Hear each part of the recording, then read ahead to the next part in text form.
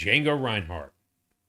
During this week's episode, Matt and I got to talk a lot about the historical impact that Django Reinhardt has made in the jazz scene, both in the European market and America.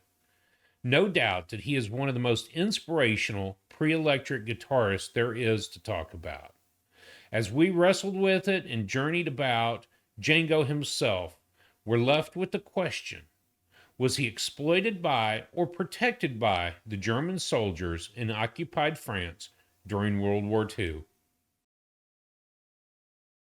But All right. And then we have to do our 10 on 10. I'm looking forward to that one too. It's it's a milestone for the channel for sure. Yeah. You know, speaking about that, I looked at this earlier. I was having a conversation with somebody. The shorts and long form videos, we've had 10,800 views total on YouTube. Holy Shazam. So we may have one jazz convert, actually 3 we talked about this morning, but now to realize that there've been 10,000 views on everything, that's pretty good. So Holy congratulations.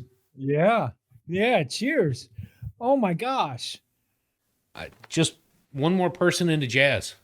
That's right. What better off to me means. Not 1 million followers, not 1 million views, but if there's one more person that looks at jazz music and says, you know, I'm really understanding jazz now and I appreciate it. That's all that matters. One album. If they just pick up an album from Wynton and say, you know what, I really loved his stuff, cool. If that's the only album they ever listen to, cool. Mm-hmm. Yep. So from Wynton. Then there's Gary Burton. There's Brad Meldau. There's Gregory Porter. There's just so many. Metheny, Sarah Vaughan. Oh, forget about it. Yeah, Sarah Vaughan. And Lily and I listening to Ella Fitzgerald and Louis Armstrong. I mean, come on. There's so much beautiful, rich music out there that there's something to be found. There's something to be listened to. That's the thing. If our journey has taught me one thing, it's, well, first of all, don't judge a book by its cover, because you don't know unless you put it in your ears and listen to it, that's still eye-opening to me. And just the fact that the sheer amount of music that's out there in the jazz genre to listen to, it keep you busy for years. Just even if you just did one album a week like we're doing, keep you busy for years. Yep. And you know, like I confessed this morning, the straight jazz, 40s, 50s, and 60s. That's what I'm falling in love with, until a Stan Kenton album came on this afternoon, and I hear that big band, and I'm like, well, I thought I was that straight jazz kind of guy, but the big band just it enveloped me, and I was like, well, you know what, maybe not. And the funny, you know, I keep going back to the Jeanette Suite with the Buseli Wallard Orchestra.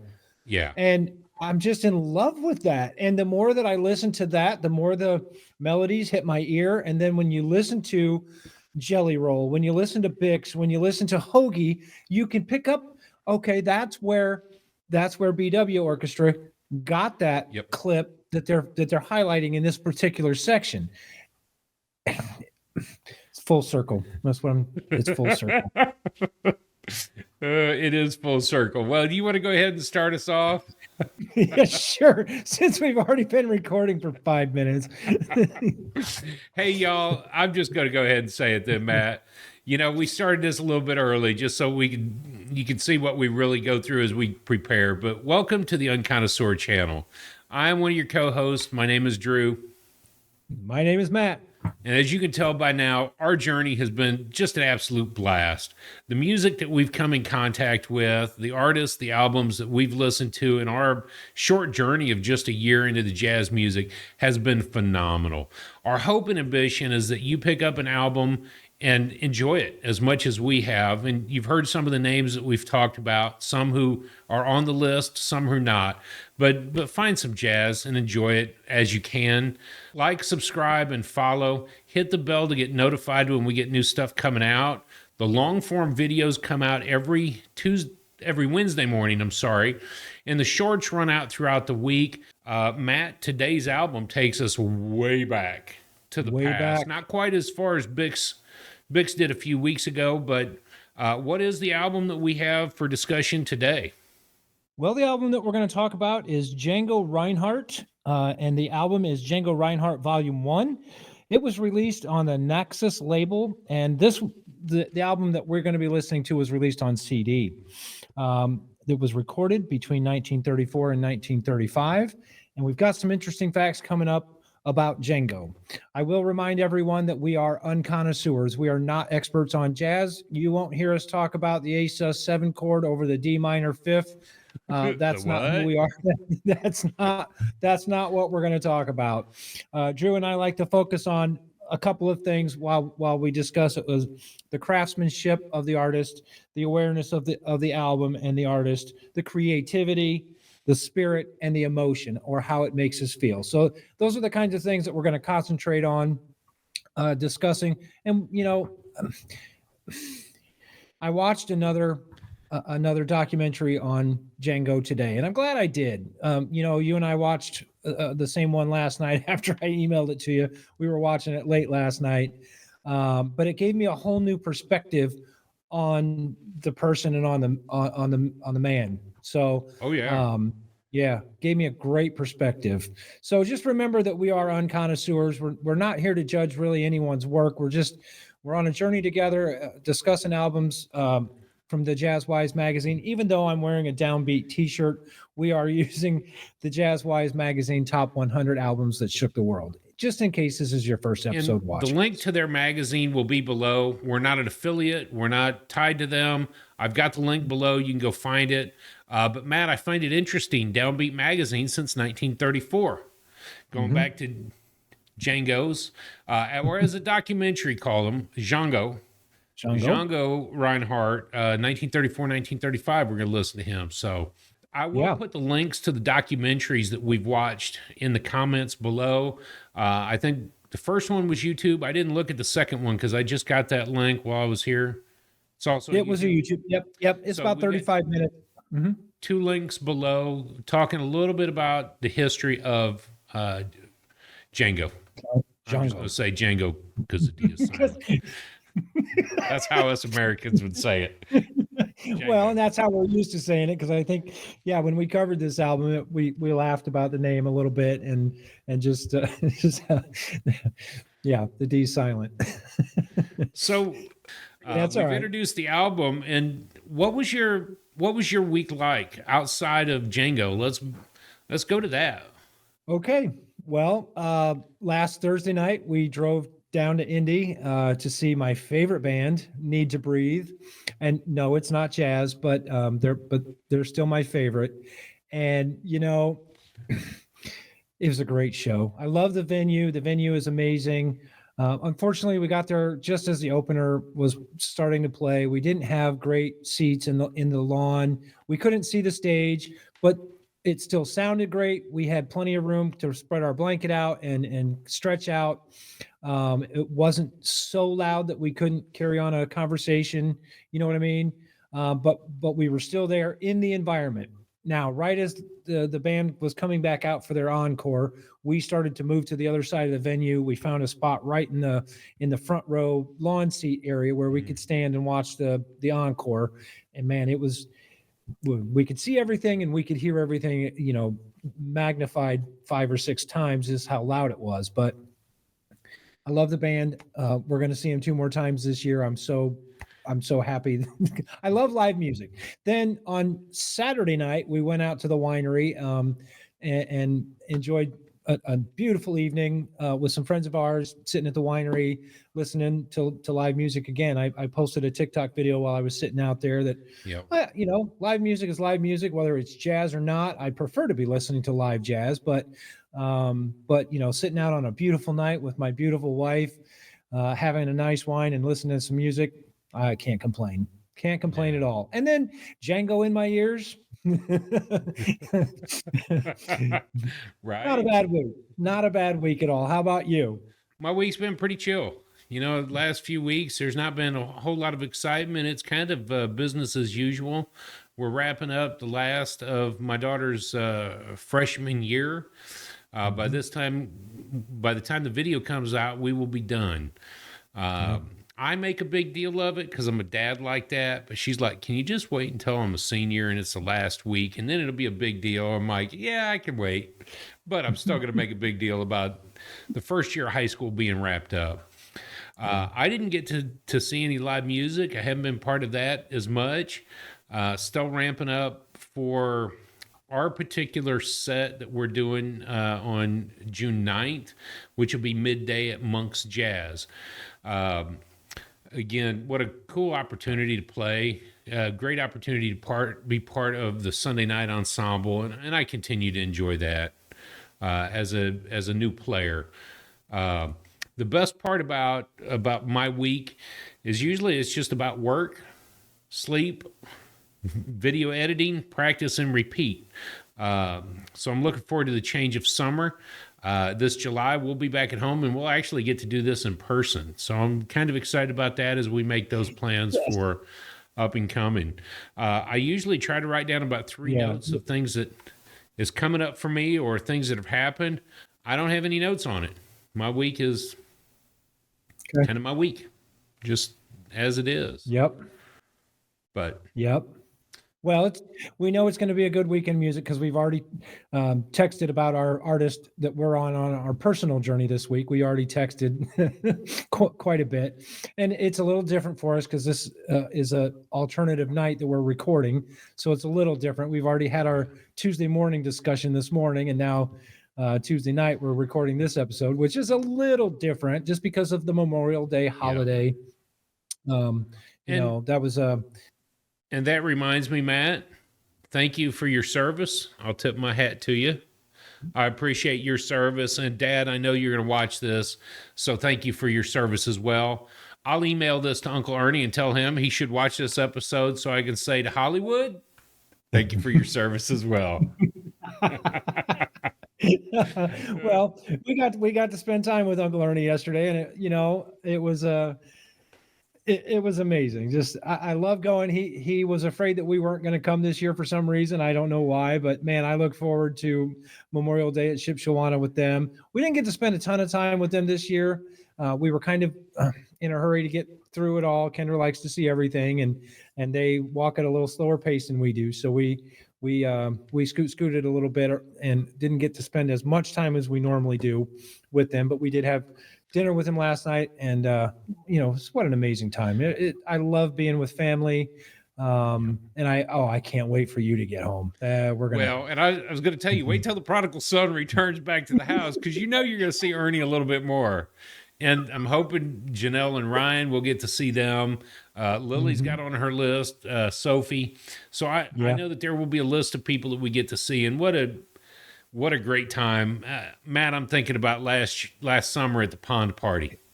Yeah. We laughed so much because this was about the time we were home. This album was when I would have been home. So we're not quite a year behind, but we sat under the tent watching the kids play on the raft at Deb's place. And I realized that we are the old men watching the kids play.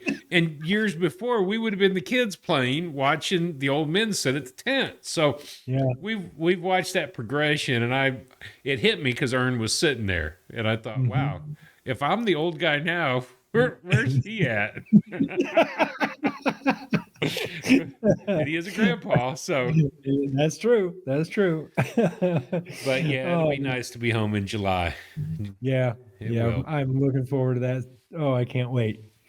So the quote that I wrote down while I was watching that other documentary today really hit me,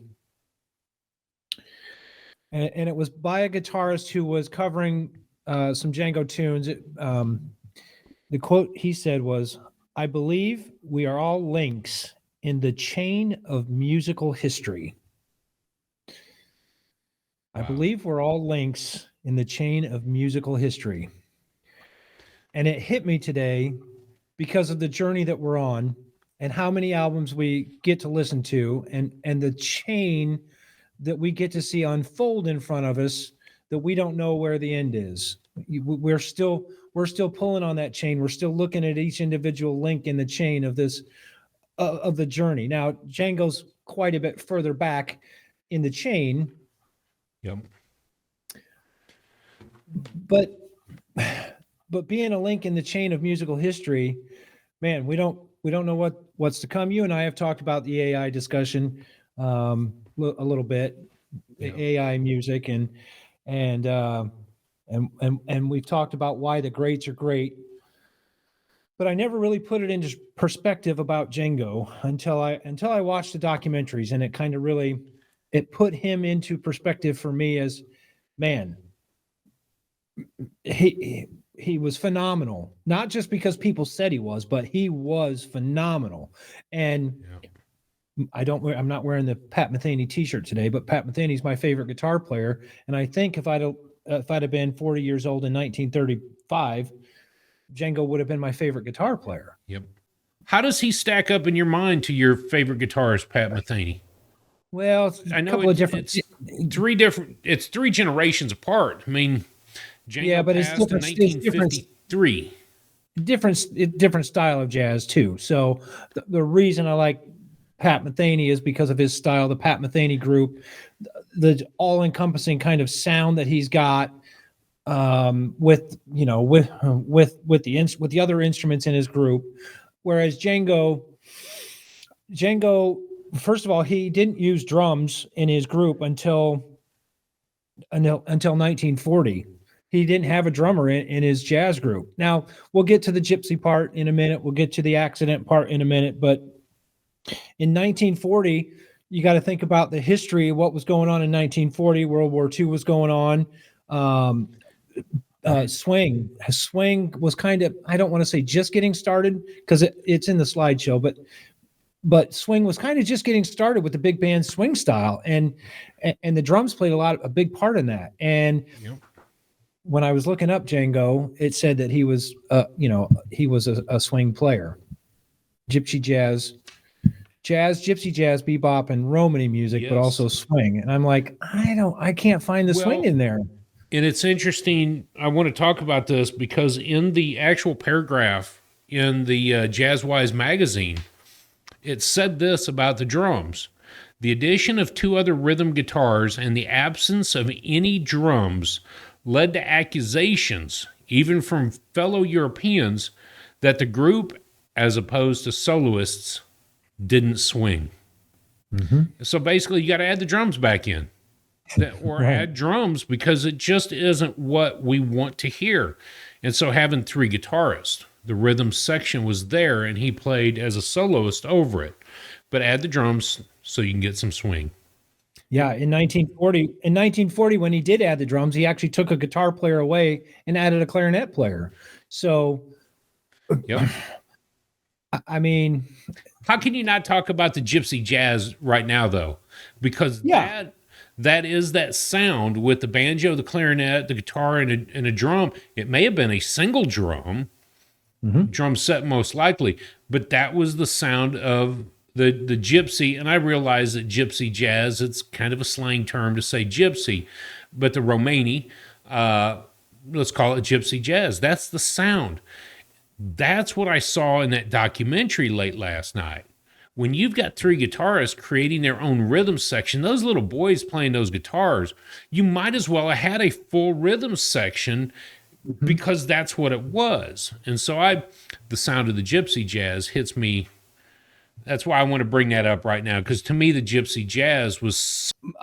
music was a very large part of the gypsy culture. I mean, yes, there was other parts of the culture, but man, if you were a musician in the gypsy culture, you were kind of revered in the first place. You had talent, you could play, and they looked up to you. They revered you because you were the one that was sitting around the campfire creating all the energy for them to dance and have a good time, even if they were just dancing or singing or whatever. So, I kind of feel like, Django could sit around the fire and jam with three other guitars and create that energy, but then he could also move to a club and create that same kind of energy in a club outside of his gypsy culture. So the music in that documentary last night, that was just another reassurance of how the gypsy culture was just so involved in music, which again, it really personalized me. It really personalized him for me. the history of music in general. We talked about this morning when we were supposed to be talking about George Russell. The music and the history and the education that people would have, the prestige that you were looked upon when you were of that musical talent. You didn't have to study at Berkeley. You had to study on your instrument. And I think to quote, I forget who it was from, but theory came from music, not the other way around. I think that was Herbie or Winton that said that. I forget now off the top of my head, but he knew the feeling, how to get people to move, how to get people engaged in the music, and the other musicians around him knew how to do that. Well, in that traveling caravan, if you will, that's what they were. That party began when the campfire got started and the musicians broke out their stuff. That may be your whole purpose from the caravan. You may not be able to work with wood or leather or flowers, as we'll talk about in a second, but you could play. You may not be able to cook. So you couldn't feed your family or your friends. So you had a thing that you did. It was your community involvement, and for him it was music, and the ability that he had to move people and to excite people for the dance. We don't look at that same thing today with the prestige of yesteryear's musicians. They were the ancients. They were the grandparents of the day, and they're long gone. We've got new music, new style. That was where that AI comment came from you earlier, is that today music has moved. You know, what sells is what's popular.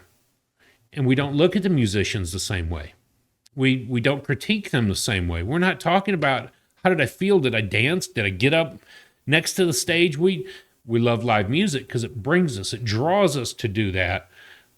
But we don't listen to music that way. We're not looking at them on that pedestal going, wow, you're a genius on your instrument. We go, oh, that was cool. Now let's dance. Some people do.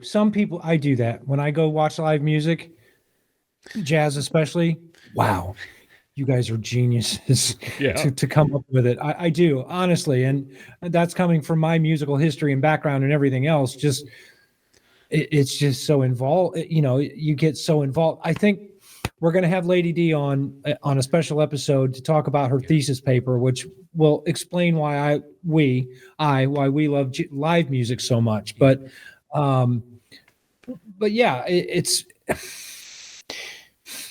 I don't know. I love it so much, and I do look up to any musician who can stand up on a stage and pour their soul out, pour their creativity out. Yes. Man, you guys are awesome. You guys are awesome. They know what they're doing, and they have the confidence to do it. And imagine that being your life every night. In the gypsy world, in the gypsy jazz, in this genre, that's what you do. And it's not pouring your soul out, it's just entertainment. You have fun with what you're doing.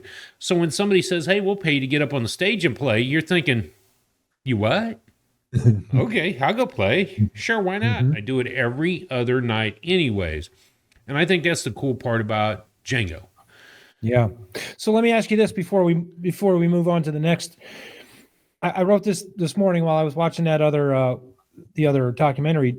Do you think that he had a similar player that he looked up to in his era? Do you think, besides the other gypsy musicians, do you think there was someone in his era that he may have said, wow, one day I want to play like, I don't know. I'm not trying to put you on the spot. I'm just posing a question. I think it's a brilliant question. I didn't look at we've looked at like Sarah Vaughan, who was your inspiration. We've looked at Gregory Porter, who was your inspiration. I never saw a spot where he was inspired by someone else. Well, after recording the episode, I did come across this where he was impressed by Louis Armstrong and dual recordings of violinist Joe Venturi and his childhood friend, Eddie Lang. 1910, so you think by 1918, like the documentary and these little 8-year-old boys being the first, I think that's the first time that they can actually reach the strings, is what one of the guys said in the documentary. So this is a good and has the strength to press the strings. Has the strength to hit the frets.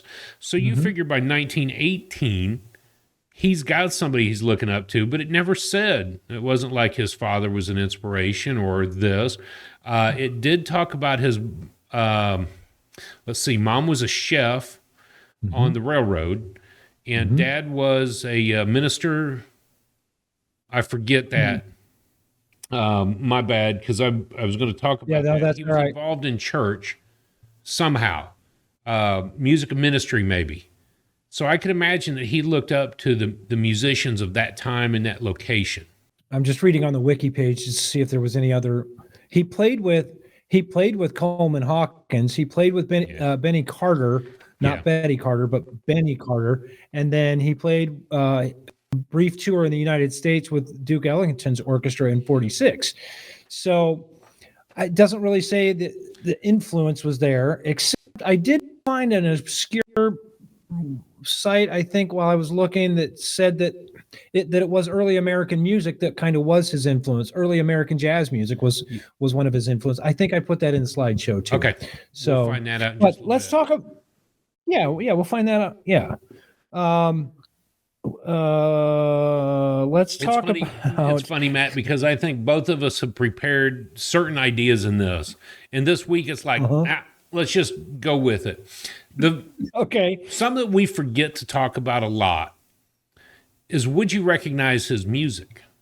And with all the details that we're trying to present, just to make somebody think, I got something out of their video, would you recognize his music?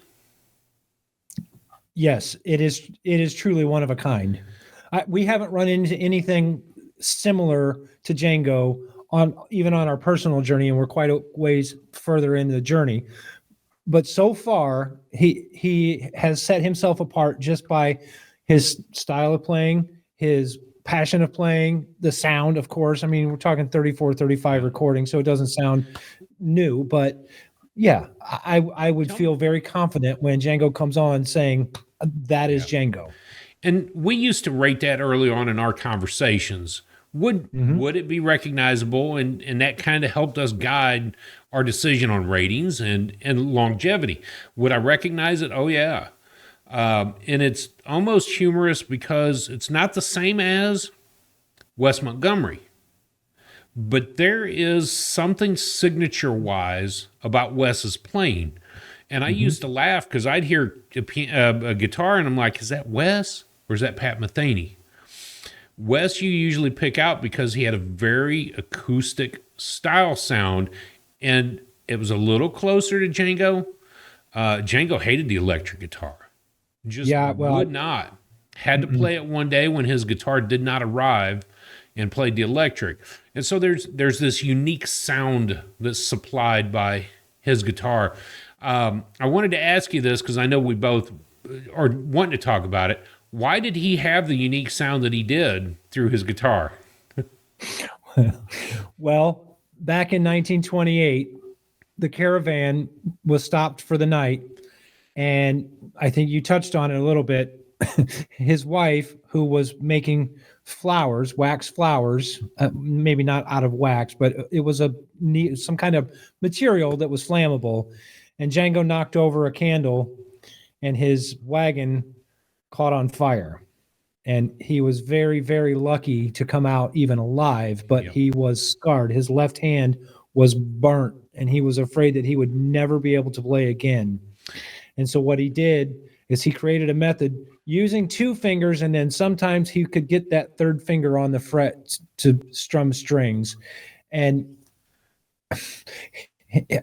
dude was using two fingers to play as fast and as crisp and as clean as anyone I've ever heard. Yep. And it gave him a very creative, very unique sound. And I commented that this morning. It was like 11:30 my time last night when I was watching the documentary that you sent. Even the little boys in the 70s or 80s, they were filming the documentary of his son, who is a very proficient guitarist as well. Django's is. The kids in the park were playing, and I commented, were they using the fingers crumpled up like Django was, or was it them trying to replicate his sound? Whatever it was, they were playing with two fingers curled up because of the fire, and I thought that was very unique. Yeah, for sure. Yeah, for sure. And that whole fire again, knowing that his left hand was already handicapped, just it gave me another point to go up to know that he could create that sound on my score. You know, Oh yeah. On my score, it gave a point to go up, just knowing that he was really using a half of his hand to create the sound that he had created. And originally, I remember reading this. Originally, he was a violinist. That's what he was very proficient at. But no longer being able to support the weight of pushing down the strings, then he found that a guitar, he could create his own unique sound. And it was super killer. All right, so we're going to talk about a couple of clips of Django.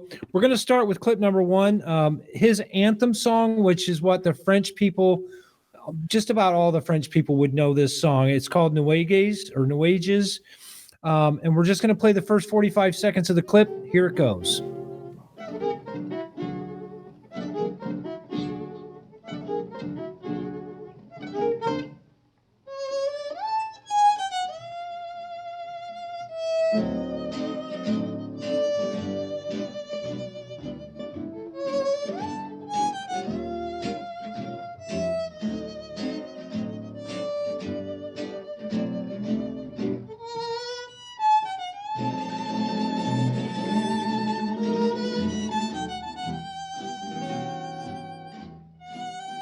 Okay, so it's not a upbeat tune. It's not a swinging tune. It's just like I said. It was the anthem of the French people. He made his home in France, and everyone from France knew that song for some reason. I don't understand.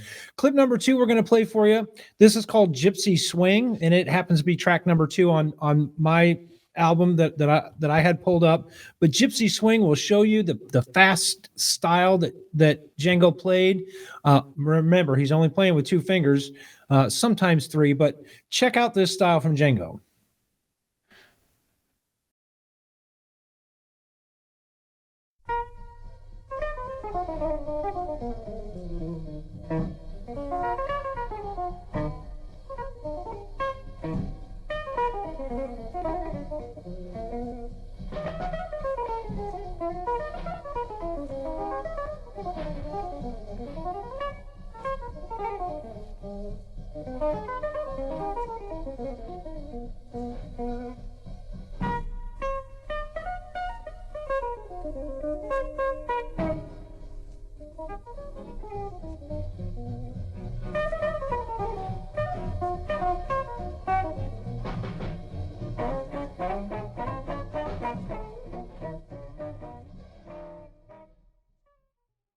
Wow, man. Yeah.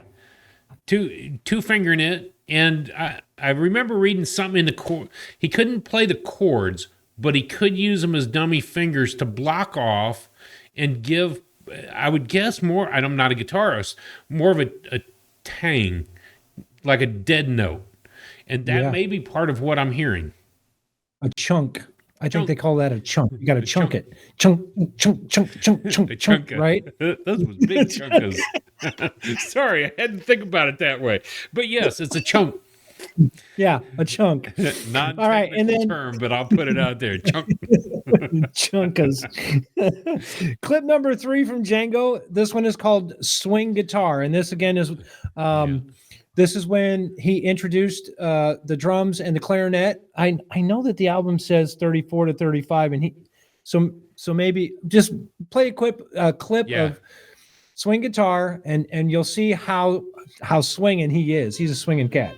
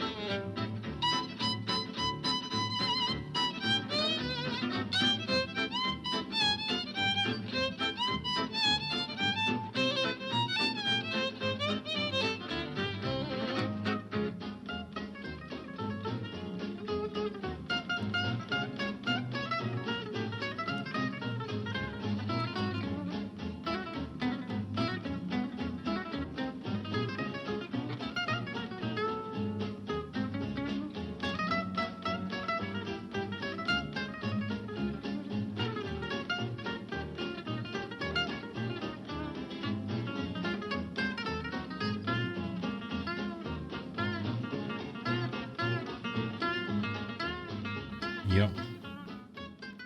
It's a different feel. It's a different kind of vibe that. Yes, it really is. Yeah, the swinging guitar clip had. The other documentary that I watched today was how he evaded the concentration camp, Nazi Germany, because we haven't even talked about that.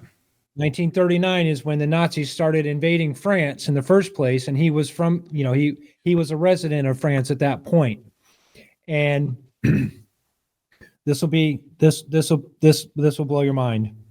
Was he protected by the Germans, or was he exploited by the Germans? Now, the French people were already in love with Django. They were in love. He was playing at clubs. He was getting paid good money. He was living a high life. But then the Nazi invasion, I'm not sure we can say that. The invasion happened. If we need to cut it, we will. The invasion happened, and he was not really scared because he knew everything was going to work out. He did avoid most of the trouble that some of the other gypsies encountered. Now, the stat that I found interesting on that particular one was that really only about 5,000 gypsies were ever confined to a camp. Yeah. And only 1 or 2% of those was exterminated. So that hits me hard because Kendra and I just finished The Tattooist of Auschwitz, and we saw the conditions. And she asked me that question because the gypsies were treated differently than the Jews were in the concentration camp. And she asked me that question. I said, man, I really don't know why they're treated different, because I didn't know why. But it all worked out for Django. It did. Because first of all, the French people were in love with him, and they didn't want harm to come to him from the Germans. But then he actually went to the German Ministry of Arts. That guy, he wanted to cancel. He tried to cancel jazz in France. Yep. Because it was pretty much all broadcasts were done for. You were not, and it was over. And I think that because just like the Congos, for example, might be a communication effort for the rebels. Mm-hmm. Yeah, absolutely. So he did a successful job of squashing a lot of music, including the jazz. Correct. But Django went to him and said, "Look, I'm just playing music. I'm not singing. There's no lyrics, and this is my music." And it wasn't the Ministry of Art that liked him, but it was another very high-ranking officer that enjoyed Django's music. The Germans enjoyed it so much that they were going to pay Django to come play for the German soldiers, and he vowed he would never step foot in Nazi Germany. Yep. He vowed, and he avoided that at all costs. There was one photograph taken with Django and the German officer who kind of saved him, I think, and then 4 other band members. 3 of them were African Americans, and 1 was a Jew in the band. It was a huge, it was a huge photo opportunity anyways, to show how lucky he was, I think, and how lucky maybe his bandmates were. But and one of the chances, and I remember this, one of the chances that he had to go to a camp, it was thwarted because the guy recognized who he was and said, whoa, hang on. No, you keep moving. And so even in the middle of the war, there were good-hearted people who understood what a musician meant. Mm-hmm. And what Django meant. And he did skirt a few times a lot that was going on, but Me too. Matt, I don't think you understand how close to home that really is. In our family heritage, in the middle 1700s, our family had to separate the Alsace region of the France and German border. REISZ was our family. The French Huguenots were being persecuted, and the 2 brothers packed up in a gypsy caravan, dressed as women, to go across the border. One went one way, one went the other. And Daniel Rise was the family that we came from. It was because of a gypsy caravan, just like this, filled with women, going across the border. And we just happened to do that. Well, and again, seeing these documentaries really put it into perspective for me about his life, about his music, about kind of how lucky he was, and about the gypsy, the Romany. Oh yeah. So was he protected or was he exploited? Because I don't know. They exploited his music too. The Germans did. I would say whatever it was, he made it until 1953 before natural Yep. effects hit him. I would say it was very fortunate. I wouldn't say that it was exploited. I say he got lucky. Got lucky. I really do. Okay. I really All right. do. His music is going to last in my mind. So, did it shake your world? I've already said this album shook my world for a lot of different reasons, but his playing, oh yeah, it rattled me. Yeah. Stamp here. Yeah. There have been other artists that we've listened to that have shaken my world for different reasons, but Django shook my world. First of all, the nugget that you just shared about the family history and the caravan, again, puts it into perspective for me. Without gypsies, you and I might not even be here as Rices. We may be Germans or French rices. Rises. Yeah. So it just, yes, even that it just shook my world. Yeah. And Wow. and the music itself, we didn't really talk about the impact, but the music itself was just so it was so fun to listen to. I mean, I wanted to go out and dance. Just to hear it was so cool. It really was. It's almost mesmerizing. A way to describe it. It was almost mesmerizing. Yep. So, all right, you ready to rate? Let's rate. I am, but did you have any more notes that you wanted to drop in on that? Because, well, you know what? Okay. You do have more notes because I haven't seen a slideshow yet. Okay. All right. Give me your notes and then drop in. Let's go to the slideshow when you're done. All right. Okay. Well, here, let me ask you this while I get the slideshow pulled up. Okay. I wrote down in my note, many people can pick up the style, but few can get the passion. What do you think about that? His passion. That's spot on. That is so spot on. You can hear it in the way he plays. You know, I heard Wynton Marsalis get asked the question, who's the music for? Is it for the musician or for the listener? And he says yes. Because without the musician's passion, the listener's not going to be involved. And without the listener, for the musician to be passionate about the music, nobody's getting involved. Right. And so I think that's a huge deal. Yes, I think you can replicate his sound. Right. To the guitar and the strings. But can you replicate his pure delight and passion? I doubt it. Right. Love the artwork. Whatever you do, do it to music, do it to jazz. Of course, this week we're talking about Django Reinhardt, self-titled album, Django Reinhardt Volume 1. And this is just another picture of the album cover. I always do this in my slideshow. I know that you put the album cover up earlier in the show, but I like the artwork of this album cover. It's a good picture. Most all the pictures that you see of Django, anyways, he's smoking a cigarette. Right? Yeah, not all of them, but most of them. Which is, I think it's all part of the time period, the lifestyle. Him smoking a cigarette. There's actually a color picture of Django on the top, which I didn't find too many other color pictures of Django. I think the sun was in black and white back then too, but they managed to sneak out. Rainbow was, that's for sure. The rainbow was, yeah. But he was a good looking dude, I mean, definitely interesting looking character. I kind of get the Dracula vibe on this picture of him, but anyway, not Eddie Munster, but Mr. Munster. Yeah, Mr. Munster. Yeah.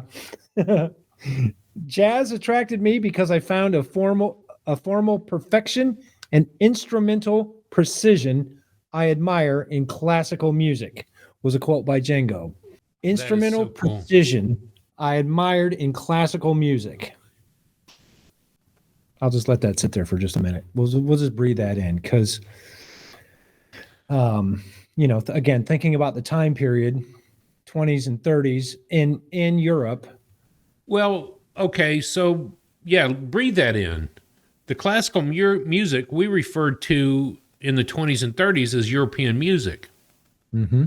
He referred to it as classical, and the perfection and the precision that comes in that. We talked about that on Winton Week. Yeah. Yes, we did. It is precision. Mm-hmm. And there is a formal perfection even in jazz. Well, and here's the thing I like about Django as well is his not perfectionism, but his note choice. There's never a wrong note. There's never a chunk where there's not supposed to be a chunk. There's never a flub whether and some of the other artists that we listen to, again, jazz isn't perfect and we're not music critics, but you can hear a flub when it's a flub. You can hear a chank when it's a chank. And I couldn't pick out any flubs or chunks from Django's playing. No. So yeah. So here's the informational slide that I've got. Born in 1910, died in 1953. Did we know what he died of? I remember reading it. I think it was actually a aneurysm. Well, okay. Yeah. Okay. The influences, this is the one that I spoke of earlier, just the American classics like Moonglow and Swanee River were some of his influences that I ran across on some random Django website as I was putting the slideshow together. And that kind of interested me too, because in the previous slide, the classical music was another influence of his, but Moonglow and Swanee River that would be from the mid-20s. Swanee River, right? Yep. Anyways, the discography, 900 sides he recorded, which usually on 78 records, but 900 sides. And then in 2005, the French released a 40 CD compilation of all of his recorded works. So if you're ever in France and you can find a music shop and find the 2005 Django 40 CD release, man, spend a few francs and pick that up. We joked about this some months ago about Miles' music being like 4 days of listening solid. Mm-hmm. That's 4 days. That's 5 days or more of just straight listening to his of Django compilations, his music. That's cool. Yeah. Yeah. Okay. So for the genre, again, this is a matter of opinion for me, but it's right between Dixieland and swing, especially the album that we're listening to, 34 to 35. Swing starts on the genre sheet that I've got on the website. It's 30s is really when swing kind of starts on its way, but I don't really think swing hits its style until 38, 39, 40. And then you're talking about, the V discs and the big band swing era of the late World War II stuff. So for me, that's kind of when swing starts, in my opinion. But I don't know. What do you think about the genre? Dixieland, swing? He created, and I think the reason why we're looking at this on number 81, the gypsy jazz came from him. And from the gypsies, obviously. But I think the Dixieland probably, I don't know, it's a little closer to it. It's interesting if you look at the Cakewalk. If you look at some of the earlier stuff, the American jazz music came from making fun of the European people dancing to the European music. And so that Dixieland came kind of out of that early movement. But I think that's probably pretty right on. Right between Dixieland and swing and gypsy jazz. Yep. So the awards that I was able to find, I wasn't able to really find too many awards. They do put on an annual Django Jazz Fest in his hometown in France. But some of his music was used in a 2002 video game called Mafia, and then again in a video game in 2007 called BioShock. Now, I'm not a gamer. I don't play a lot of games. I'm not going to run out and try and find a 2002 game called Mafia to hear the theme music from Django. But how cool is it, that 80 years later, we're using Django's music in video games. Yeah. Yeah. In France in 2010, they put out a silver coin for his 100th birthday, so that was a cool thing. Now that's important to me because while I was in France for the 50-year anniversary of D-Day, we got all kinds of coins, not necessarily silver coins, but we got D-Day coins from the 101st General that was there with us.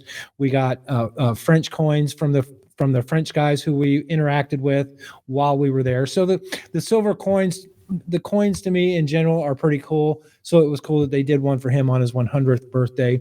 And then there was another film done by a French artist that was a Django kind of a, I don't want to say a documentary because it, well, yeah, it was kind of a documentary. Yeah. Yeah, but it was a full featured, full length film. In 2017. I went ahead and put the 6 degrees on my slide. This is the one that I found, and you and I talked about it a little bit more this morning. But Django played with Coleman Hawkins, which is right on the wiki page. Miles Davis played with Coleman Hawkins, or collaborated at least with Hawkins on several of his projects. So there's 3 degrees for me, or 2 degrees actually. Django to Coleman, Coleman to Davis. Yep. And that's what I found as well. I looked for several other connections. The list of people that he's played with: Duke Ellington, Coleman Hawkins, Benny Carter, Louis Armstrong, and he played with Dizzy in France. Oh, There's a list of 20 more names, many of which I didn't recognize. But when Dizzy was in France, and I kept thinking that there had to have been a correlation in the 50s, late 50s. Well, he passed in 53. 3, right. So I'm guessing that I can't remember when Miles went overseas. And he wouldn't have been over there when Clifford went over, because that was the first thing I thought. It was, he went over to Sweden and toured Europe in the 50s, but Clifford passed in 56. So I couldn't find any other 6 degrees except for the Coleman Hawkins. Yeah. I'm sure they're out there. You guys let us know where that fell. Yeah, that's what I was just getting ready to say. I'm sure one of our smart listeners will find a different degree. But today in jazz history, June the 5th, Duke Ellington records Bakef, featuring the violinist Ray Nance back in 1941. And then just another picture of my man Django right there. But yep, today in jazz history, Duke Ellington. Imagine that. And you can notice in that photo his ring and pinky finger hanging. Yep. Kind of a signature move of his. Well, because it was distorted. All right. So are you ready to rate this album? Man, I am ready to rate the album. I've got my notes here. I'm pretty excited to give you the number. All right. Let me hear what you got. I gave this album an 8.5 out of 10. I think our excitement, the journey, everything that we've experienced to get to there is enough to tell you why I would do it. I've got no additional notes of, hey, I'm not even going to justify my number. It was an 8.5. A year later, Matt, I might have gone higher. But before I tell you that, what was your rating at? Okay. Well, I'm right there with you. Solid 8.5. And I know what you're saying. A year later, knowing what we know now as opposed to what we knew a year ago. But that's not how we do it. We don't change our number. But I would go higher based on what I know now, and going back and listening to his music again with not fresh ears, but with more experienced ears. Yep. I'd go higher. 1 point solid or half point? I think I'd go half point. Okay. I'd have gone a solid point higher because that's how it hit me. Now, I want to tell everybody this. We do this time to time where we're like, would we change our score? There are times that we would. There are times that we will not. Part of that is experience. A year later, and we talk about that a lot, a year later we would change our score. The reality is that as the music has begun to develop in my ears, and I've begun to appreciate the sounds, I've begun to appreciate what jazz music really represents, both as the history and the future of American music. Yes, Django was French, and yes, that music came from overseas, influenced by certain things. But as we begin to get emotional about the music, I think that sums up jazz. It's what we feel about that music. And so I feel differently today than I did when I first listened to it. So are you ready to talk about next week's album? Was there any more information about Django that you want to bring onto the table? Actually, I think we covered Django pretty well. and yeah, we did too. And our personal thoughts about Django. Oh, absolutely. And you know what? Again, we're unconnoisseurs. What we didn't know back then, we didn't know. And there's still maybe stuff we didn't. There's still maybe stuff. Here's what I'm going to do, Matt. I'm going to go to a large screen here so that I can show this off. Let's see. 3, 2, changing screens if I can figure it out. I'm going to go ahead and turn the page. Okay. Where we have been at Django. Oh, I don't want to look below. But I'm going to show you what number 80 is. That's always exciting to turn the page to go to the next journey, next adventure. Well, and for those of you who this may be their first episode, let me remind you that Drew and I don't look ahead. The week that we're talking about now happened for us a year ago, but the week that we're currently on our personal journey, we don't know what's coming up. So we're staying true to our word. I've stayed true to my word. I'm not looking ahead. And that's just a fun little thing that we do. And we don't want to give anything away for you Matt, guys. I got to be honest with you. Even though we've done this and I know it, I still get excited about turning the page at this particular point in time. Because I'm like, I can't quite remember who came next. I know that we get to action-packed stuff in the next 4 pages, even in the next page. But I still think, there's that moment of surprise. Who am I going to see when I turn the page? I know. My book's about worn out, so I got to be careful turning it. I'm the same way. I really am. I'm the same way. It's always exciting to turn the page and remember who we've talked about and who's coming up that we get to talk about on the episode. So you just turned the page, number 80, episode number 20 for the Unconnoisseur listeners. We're going to be talking about Sarah Vaughan, Sassy Swings the Tivoli. And that was released from the Mercury label on LP and CD back in 1963. It was recorded July 18th through the 21st. And man, I can't wait to talk about this next week. I know, I really can't. Not only talk about it, I got to be honest, starting tonight or tomorrow morning, I'm looking forward to listening to it. I get to listen to this album again. You said it a couple of weeks ago and last week, albums that you have to listen to, albums that you want to listen to, and albums that you get to listen to. And I think that for me, this is one of those that I'm pretty excited to go back and listen to. Yeah. And we're not big. All 3 of them. All 3 of them. Uh-huh. And we're not big vocal jazz people. And so for me to get excited about just spending a week listening to her stuff again, and not just that album, but others. Yeah. I don't recognize anybody who's playing here. And I missed that with Django. There are some names that I didn't get to pronounce back then, but I'll put a slide up that shows who played with them while we discuss that. But it's Sarah, Kurt Stewart, Charles Williams, and George Hughes. So I don't know those names yet. Well, and maybe again this year, this week, we'll find a rabbit hole to go down, something different than we did a year ago with. It's true. With Sarah. So and maybe one of those artists. I always love going back to Wiki and typing in a name because the Wiki links are different colored when you have visited the pages. Yep. And you're like, oh yeah, I looked up that artist and this artist was on their page, and oh yeah, that's how I got here and that's how I got here. So it's always interesting to me. So maybe I'll do that this week and just jump down the rabbit hole, I will run down that rabbit hole. I'm going to run down it really quick because I just looked up at one of the big notes that I have big asterisks next to. Sarah Vaughan with Clifford Brown. Come on. Forget about it. I'm a sucker. Have a great week, guys. Thanks so much for joining us. Y'all, we'll see you next week. Cheers. See you next week.